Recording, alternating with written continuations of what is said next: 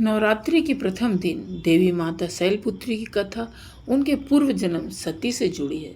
यह कथा बताती है कि कैसे उन्होंने अपने आत्मसम्मान की रक्षा के लिए स्वयं को योगाग्नि में समर्पित किया और अगले जन्म में हिमालय की पुत्री बनी। चलिए जानते हैं पूर्व जन्म यानी सती का जन्म कैसे हुआ था। माता शैलपुत्री का पहला जन्म सती के रूप में हुआ था। वे राजा दक्ष प्रजापति और रानी प्रसूति की पुत्री थी। बचपन से ही भगवान शिव के प्रति गहरा आकर्षण रखती थी और कठोर तप करके शिव जी को पति रूप में प्राप्त किया। अब हम जानेंगे दक्ष यज्ञ और सती का अपमान। एक बार राजा दक्ष ने एक भव्य यज्ञ का आयोजन किया।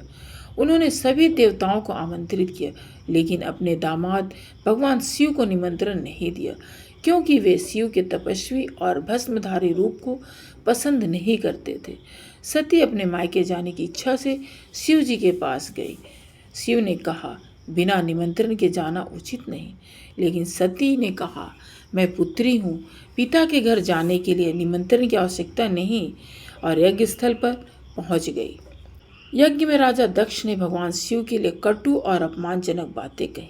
सती ने अपने पति की यह निंदा सहन नहीं की और उन्होंने कहा कि मेरे आराध्य का अपमान मैं सहन नहीं कर सकती और मैं इस शरीर को भी नहीं रख सकती। और क्रोध और वेदना में सती ने यज्ञ मंडप में योगाग्नि द्वारा अपने प्राण त्याग दिए। यह देखकर सभी देवता और वहां उपस्थित लोग स्तब्ध रह गए। जब यह समाचार भगवान शिव को मिला तो वे क्रोधित हो उठे।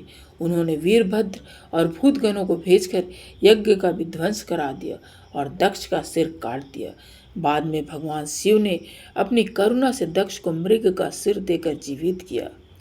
सती ने अगले जन्म में हिमालय पर्वतराज और मैनावती के घर जन्म लिया, इसलिए उन्हें शैलपुत्री कहकर पुकारा गया। इस जन्म में भी उन्होंने कठोर तपस्या की और पुनः भगवान शिव को पति के रूप में प्राप्त किया। नवरात्रि के पहले दिन माता शैलपुत्री की पूजा की जाती है। यह पूजा नई शुरुआत, धैर्य, आत्मबल और आध्यात्मिक जागरण का प्रतीक है। योग साधना में माता शैलपुत्री मूलाधार चक्र की अधिष्ठात्री हैं। माता का मंत्र है ओम देवी शैलपुत्रे नमः। माता शैलपुत्री कथा हमें सिखाती है कि आत्मसम्मान और धर्म की रक्षा सबसे महत्वपूर्ण है। जो भक्त नवरात्रि के पहले दिन श्रद्धा से इनकी पूजा करता है, उसे जीवन में नई दिशा, शक्ति और स्थिरता प्राप्त होती है। तो बोलिए मेरे साथ, जय शैलपुत्री माता की जय।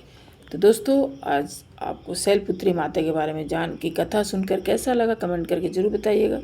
और इसी तरह की और भी जानकारी पाने के लिए हमारे चैनल को लाइक, शेयर, सब्सक्राइब जरूर कीजिएगा। जय माता शैलपुत्री की जय।